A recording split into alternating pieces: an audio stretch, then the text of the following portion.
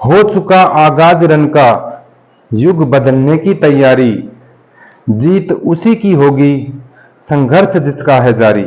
जी हाँ, एक नई भर्ती जिसका हम सभी को बेसब्री से इंतजार था, वह अभी खत्म हो चुका है। उसी की संपूर्ण जानकारी लेकर मैं आपका फौजी भाई रतनलाल की ओर से जय हिंद जय भारत। और इसी भर्ती में सफल होने के लिए अग्रिम शुभकामना के साथ आप सभी का स्वागत करता हूं। जी हाँ, आप सभी ने जो इतने दिन इंतजार किया वो आज खत्म हो चुका है। जैसा कि आप बोर्ड पे देख रहे हैं, कांस्टेबल भर्ती राजस्थान की 2023 का विज्ञप्ति जारी हो चुकी है और इसका ऑनलाइन आवेदन भी करने की डेट दे चुके हैं। इसकी संपूर्ण जानकारी आज हम डिटेल वाइज करेंगे ताकि हर व्यक्ति जो भी फॉर्म भरने वाला है, जो एलिजिबल है, वो हर आदमी के जो संशय होते हैं वो क्लियर हो जाएं कि भाई मैं भर सकता हूं कि नहीं भर सकता, या मेरे अंदर ये क्वालिफिकेशन कमी है, ये हाइट कमी है, ये पूर्ति है कि नहीं। इन सभी को आज क्लियर करेंगे पॉइंट टू पॉइंट। तो सबसे पहले हम इसी वीडियो को आगे बढ़ाते हुए देखते हैं आवेदन का जो डेट है सभी को क्लियर है कि वो सब सुनने आ रहे हैं कि बोले 7 से 30 तारीख तक है, 7 से 30 तारीख नहीं, ऐसा नहीं है। आवेदन का जैसा कि आप बोर्ड के स्क्रीन के ऊपर लेफ्ट साइड में देख रहे होंगे कि आवेदन का जो डेट है, जो रियल डेट है 7 अगस्त से 27 अगस्त का डेट दिया हुआ है। ये बहम में ना रहे कि 27 अगस्त की नहीं 30 अगस्त की डेट है, ऐसा नहीं है। 30 अगस्त क्या है, 30 अगस्त क्या है, तो 30 अगस्त है 28 अगस्त से 30 अगस्त डेट वो है जो हम फॉर्म जो 27 अगस्त तक जो फॉर्म फिलअप किए हैं उसके अंदर जो कोई अगर गलती से त्रुटि रह गई, उस त्रुटि सुधारने के लिए 28 से 30 अगस्त तक की डेट दी है। इसलिए बिना देरी किए फॉर्म को फिलअप करना है। 30 जुलाई तक का डेट नहीं है, 30 जुलाई है। 28 से 30 तक का एक त्रुटि को सही सुधारने का एक डेट दिया हुआ है। तो आप सभी का क्लियर हो गया होगा, इस डेट में कोई संशय ना रखें, कोई गलती ना करें। दूसरे पॉइंट की बात हम करें, समान पात्रता परीक्षा सीईटी। इस बार अभी तक जितनी बार भी जो भर्ती हुई है राजस्थान पुलिस की, जो है 10वीं पास लेवल पे हुआ था, और इस बार अभी नया नियम चालू किया है 12th बेसिस 12वीं पास, और 12वीं पास में भी सीईटी पात्रता, अगर कहें कि समान पात्रता परीक्षा उत्तीर्ण किया होना चाहिए। अब इसमें वर्गवार चेंजमेंट किया है कि इसमें पास मार्किंग अनिवार्य है। पास मार्किंग में अगर देखें तो कैटेगरी के अनुसार अलग अलग है, जैसे कि जनरल कैटेगरी, ओबीसी,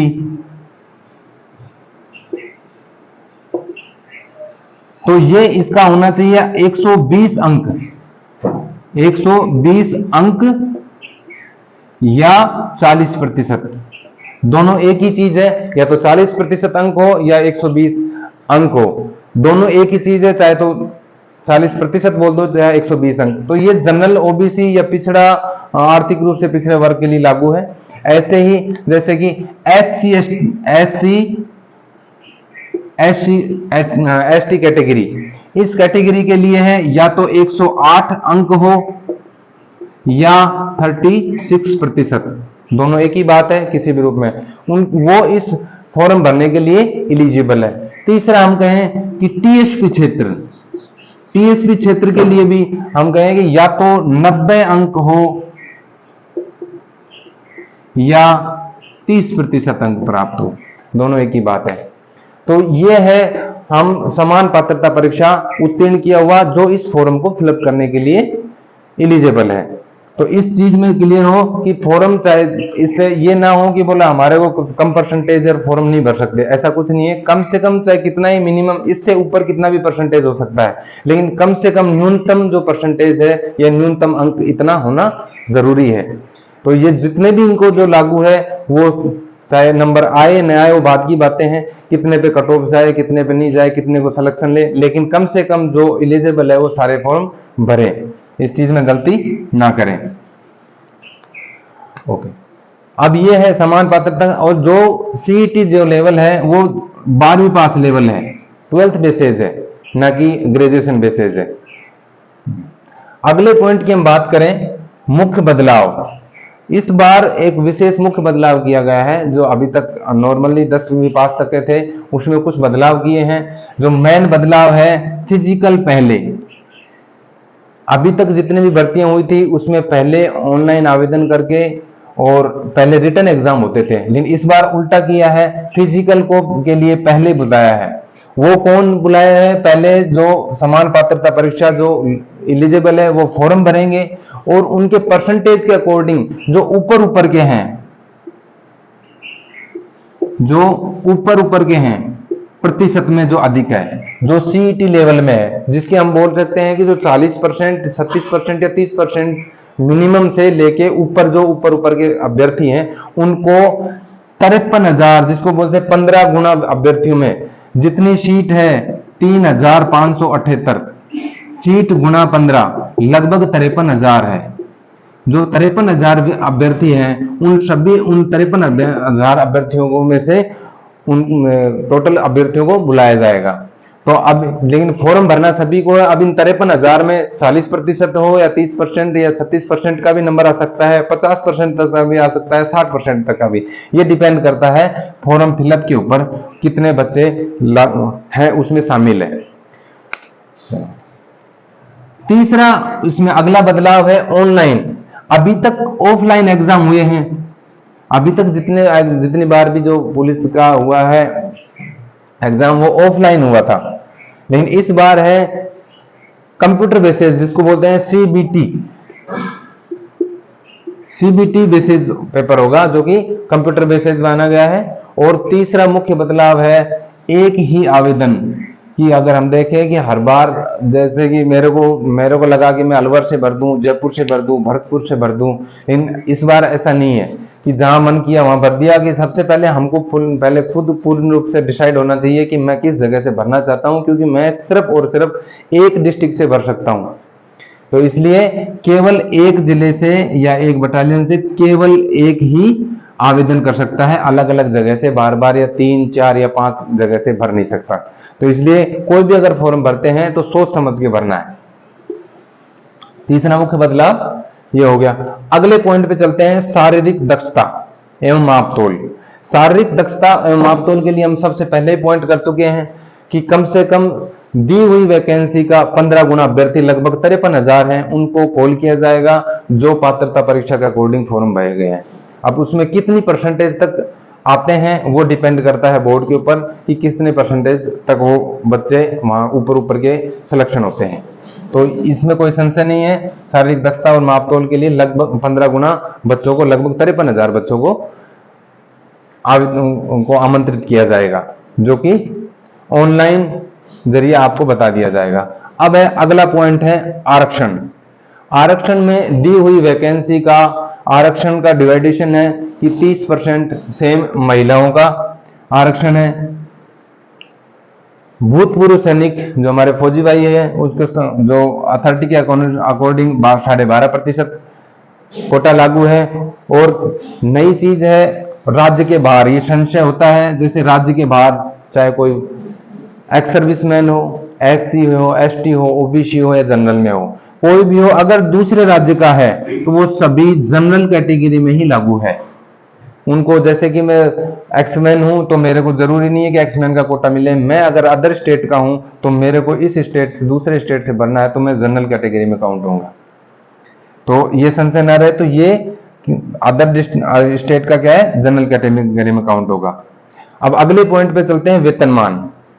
वेतनमान फर्स्ट 2 साल जिसको प्रोविजन पीरियड बोलते हैं, उसको जब तक स्थायीकरण नहीं होता तब तक फिक्स पेमेंट है 14,600 रुपए लागू है। उसके बाद में 2 साल प्रोविजन पीरियड खत्म हो जाता है। उसके बाद 7th पे कमीशन के अकॉर्डिंग लेवल 5 के लेवल के हिसाब से हमारे पेमेंट बनती है, जो भी है फिलहाल के लिए, ठीक है। तो लेवल 5 के अकॉर्डिंग जितनी भी हमारी पेमेंट जो वर्तमान में चल रही है उसके हिसाब से पेमेंट बनेगी, बाकी समय अनुसार बदलाव आता रहेगा। अगले हम पॉइंट की बात करें, आयु सीमा। आयु सीमा जैसे आप स्क्रीन पे लेफ्ट में देख रहे होंगे कि आयु सीमा, जो न्यूनतम आयु सीमा है वो 18 वर्ष दी है। न्यूनतम आयु सीमा है 18 वर्ष। और अधिकतम आयु सीमा में जो छूट सहित है वो जैसे पुरुष है, महिला है। पुरुष और महिला है, ये जैसे पुरुषों में 24 है अधिकतम, महिलाओं में 29 लगभग है। ऐसे ही वो है जनरल कैटेगरी में। सेम SC ST कैटेगरी में है, न्यूनतम 18 वर्ष है, पुरुषों में अधिकतम 29 है और महिलाओं में 32 है। और इसकी जो गणना है वो डेट दिया है आयु सीमा 1 जनवरी 2024 को आधार मानकर हमने इसकी जो उम्र का गणना की जाएगी, जो इस विज्ञप्ति में दिया हुआ है। अगले हम पॉइंट की बात करें, शारीरिक मापदंड। शारीरिक मापदंड के लिए जितने भी व्यक्ति हैं उनके लिए मिनिमम जो हाइट है 168 सेंटीमीटर होनी चाहिए। 168 मिनिमम है सेंटीमीटर, इससे अधिक कितनी भी हो सकती है, तो मिनिमम है। अभी ये है लड़कों के लिए, पुरुषों के लिए। यही चीज महिला कैटेगरी में है, तो इसकी मिनिमम जो है हाइट 152 सेंटीमीटर होना चाहिए, इससे अधिक कितनी भी हो सकती है। तो जो हाइट का डाउट ना रहे कि मेरा कितना है कितना नहीं है, ये क्लियर हो चुका है। अगले करें कि हम फिजिकल में ही या शारीरिक मापदंड में ही, चेस्ट ये केवल पुरुषों के लिए लागू है।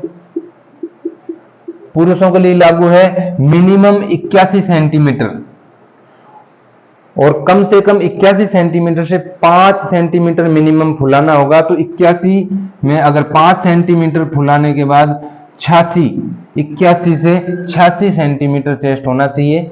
इससे 81 से अधिक कितनी भी हो सकती है, 5 सेंटीमीटर से अधिक कितना भी फुला सकता है, लेकिन कम से कम 81 से 5 सेंटीमीटर फुलाने के बाद 86 सेंटीमीटर होना अनिवार्य है।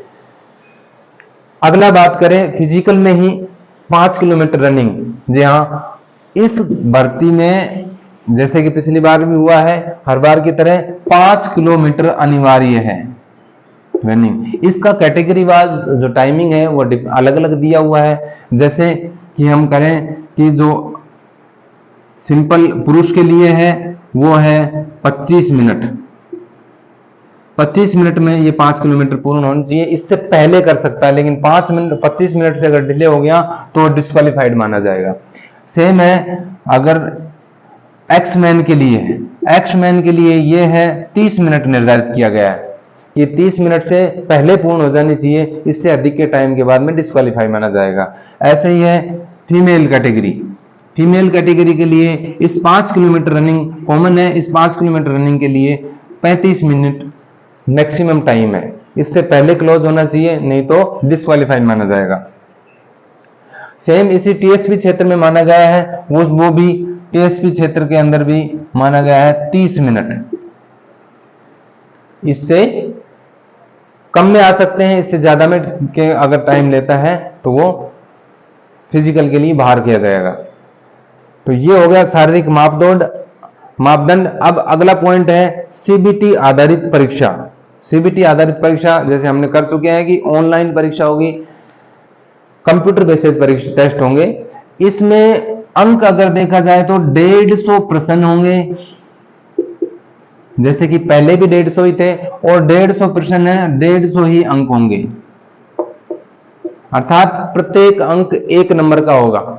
150 प्रश्न और 150 ही अंक के होंगे, और 1/4 या हम कहें कि 25% अंक क्या होंगे, नेगेटिव मार्किंग।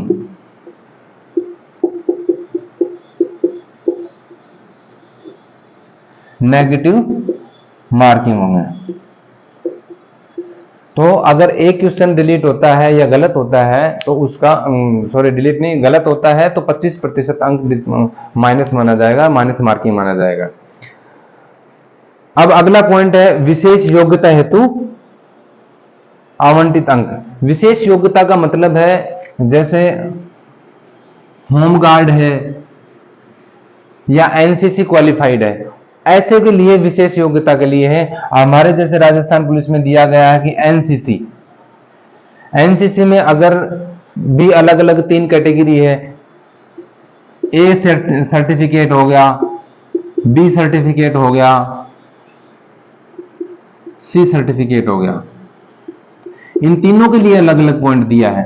ये ए सर्टिफिकेट के लिए 6 अंक दिए गए हैं बोनस पॉइंट के तौर पे। बी सर्टिफिकेट के लिए 8 अंक निर्धारित किए गए हैं, और ऐसे ही अगर सी सर्टिफिकेट के लिए 10 अंक निर्धारित किया गया है। ऐसे ही जैसे होम गार्ड के लिए है 3 वर्ष होम गार्ड है। होम गार्ड में है अगर 3 वर्ष का है एक्सपीरियंस तो उसके लिए 10 अंक, 2 वर्ष का अगर अनुभव है तो 8 अंक, और ऐसे ही 1 वर्ष का अगर सेवारत किया हुआ है तो उसके लिए 6 अंक निर्धारित किया गया है। इसके बारे में डिटेल से चर्चा करेंगे अगले वीडियो में, क्योंकि अभी वीडियो बहुत लंबा हो जाएगा। इसलिए जो हम पॉइंट लेके चल रहे हैं कि विशेष योग्यता हेतु आवंटित अंक, तो जो अगर भाई एनसीसी क्वालिफाई है या होमगार्ड किया हुआ है या विशेष योग्यता प्राप्त जो पुलिस से संबंधित अगर कोई सर्टिफिकेट लिया हुआ है तो वो जरूर लगाएं, उसको डायरेक्ट छूट मिलने वाली है। जो कि अगर 1 अंक का भी गैप आता है तो ये सोचो कि लाखों से आगे आता है। तो इसलिए ये सर्टिफिकेट अगर है तो ये दोनों हो तो दोनों लगाओ, 3 है तो तीनों लगाओ, लेकिन लगाना जरूरी है। और अंत में है हमारा एक पॉइंट बच जाता है स्वास्थ्य परीक्षण। ये सभी प्रक्रिया कंप्लीट होने के बाद में एक स्वास्थ्य परीक्षण होगा और फाइनल ज्वाइनिंग माना जाएगा।